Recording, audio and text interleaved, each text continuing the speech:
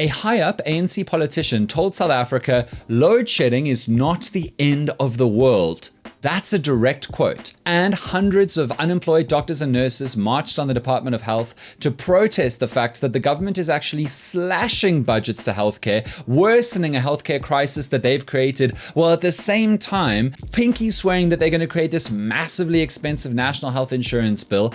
And the Palestine men's national football team plays matches in the city of Cape Town. These are the three big stories we're covering on News Worth Knowing this week.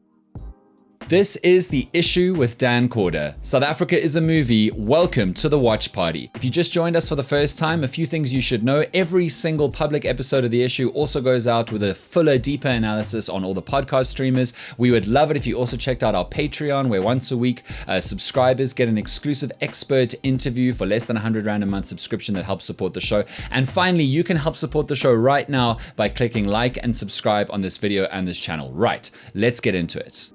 This is the ANC's Sylvia Lucas. She's the deputy chairperson of the National Council of Provinces. And earlier this week, Sylvia, with her lekker government paycheck, nice house, and I'm sure at least an inverter or a generator, stood up in front of South Africa and told us, "Loadshedding is nie die einde van die aarde nie." Sylvia Lucas is the former premier of the Northern Cape, where she gained national headlines, and this is true, for spending 50,000 Rand from her government credit card on fast food in the first 10 weeks of her time in office. 10 weeks on KFC. That's 1,250 Streetwise 2s in 10 weeks, working out to an average of 17.8 Streetwise 2s a day. Or if you're more of a dunked wings kind of person, that works out to 1,666 four-piece dunked wings in 10 weeks, which per day works out to 95.2 dunked wings per day on her government tax-funded credit card in the first 10 weeks of Sylvia's premiership. And now Sylvia Streetwise 2 wants to tell us that load shedding is not the end of the world. Well, I'm sorry, Sylvia Dunked Wings, but sometimes it is. Many people in and out of hospitals have died because of blackouts and power cuts, taking out the machines that were keeping them alive. Over 1.2 trillion Rand to South Africa's economy, which means to all of its people, hasn't got here because of load shedding. And companies across South Africa are closing or not expanding or not hiring new workers, even the big ones, because I can tell you one thing, Sylvia Kernelberger, that if ShopRite didn't have to spend 1.3 billion Rand on diesel power in 2023, there'd be a few more ShopRites. Maybe, Sylvia Twister, if municipalities didn't have to spend billions of rands covering the costs of load shedding, then they would have more money in their budgets to provide all of the other basic services that we South Africans need. Crucial, essential basic services who are losing money from their budgets to cover the cost of load shedding. So sure, Sylvia Bucket, congratulations, you've won the Stating the Fucking Obvious award, and in doing so reminded all of us everyday South Africans of how much contempt you and your party feel for us as a citizenry.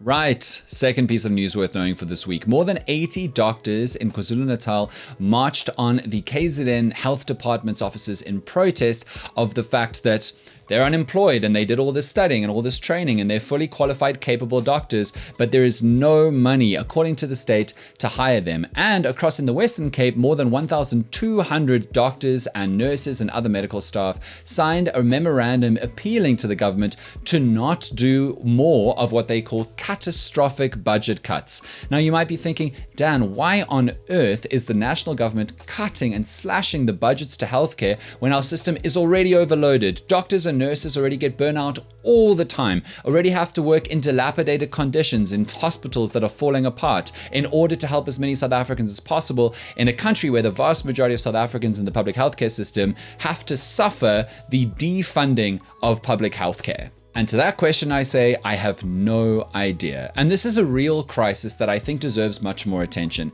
And it worries me in this country when doctors and teachers in particular go on strike, because they are such crucial, essential services.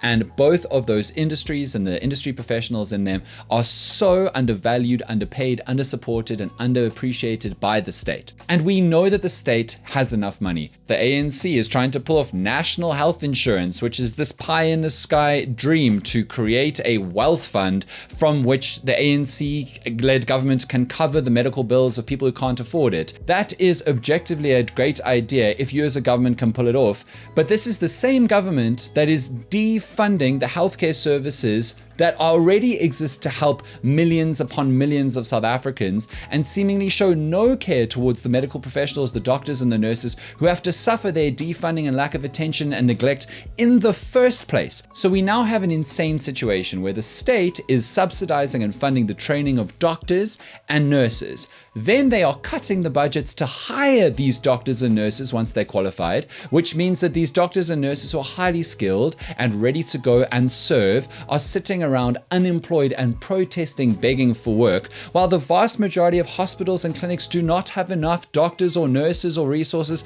to help the people who are already in the emergency room. So I don't know why the government is doing this, but it sure seems insane and like putting the cart before the horse when the horse is on its last legs and should probably go to the SPCA for serious treatment.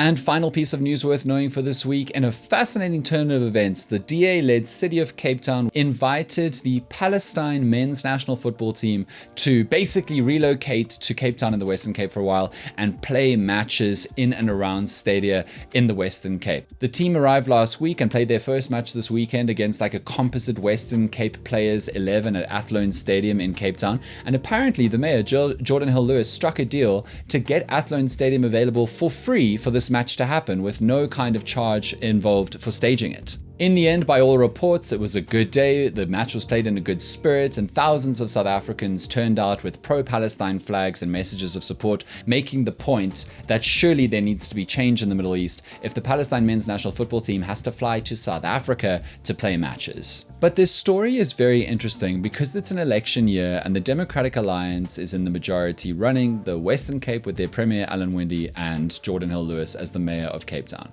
Because as I'm sure you know, the DA has been completely slammed by many millions of South Africans for its stance on the crisis in the Middle East and the Israeli occupation and mass murdering of tens of thousands of Gazans in Palestine. In fact, the Democratic Alliance kicked out one of its own MPs for his stance on Palestine and the crisis with Israel. And while there have been pro-Palestine, anti-Israel protests across the country, and tens of millions of South Africans were incredibly proud, loudly proud, of South Africa's performance in their ICJ case, the most significant and sustaining protests have been in Cape Town, largely from the colored Muslim community, many of whom vote Democratic Alliance. Many thousands to tens of thousands of people have publicly said, no way I'm voting for this, in their words, Zionist DA party in the upcoming election.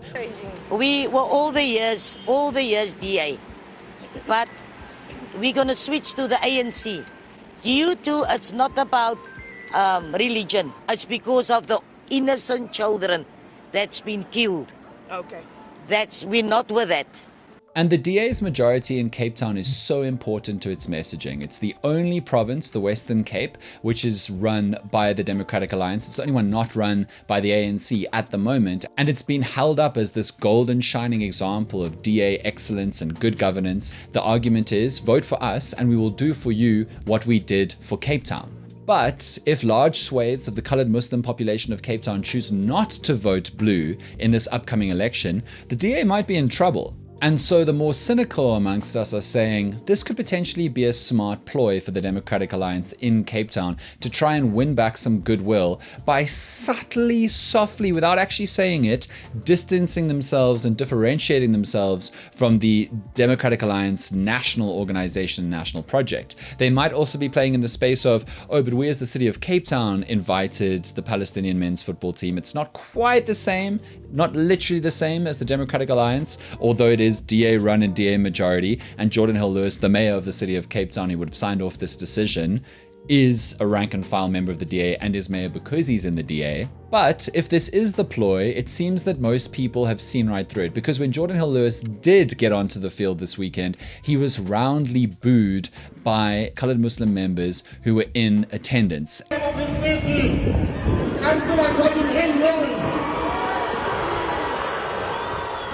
And there was a significant ANC presence who also must have been there to make a point that they are the true pro-Palestinian friends of Muslim colored voters in the Western Cape and the whole of South Africa. So we'll see how that unfolds, because it is true that in democracies around the world, foreign policy in general ranks lower on the list of priorities when voters choose who they're going to vote for. Generally, domestic issues take more of voters' decision-making attention, and they vote on those lines when it comes to the ballot box. But in this age of social media, commonplace video media through phones being watched, and also people recording in places like Gaza, when you can see with full intensity the atrocities being committed in Gaza, maybe it is much more real. It looks likely that it is so visceral that it could become a dominant issue when they choose who they're going to vote for, if they vote at all. And the DA is clearly sweating about that in the Western Cape. So that's News Worth Knowing for this week. Thank you so much for watching The Issue with Dan Corder. News Worth Knowing returns next Thursday, but before then, on Monday, we have our latest full video essay on another big issue facing the nation. Thank you so much. If you have, click like on the video and subscribe on the channel. We appreciate it. Go check out our podcast for deeper analysis of all of these big topics. And lastly, go check out our Patreon, because that's where we do expert interviews with superbly knowledgeable, insightful people that come out once a week for our subscribers. Only less than 100 Rand. It's like $5 a month. The exchange rate is kind to us right now. Less than 100 Rand a month to subscribe, support the show. It's like one blue buffalo, and then gets you access to a once a week expert interview. Thank you so much for watching. See you in a few days.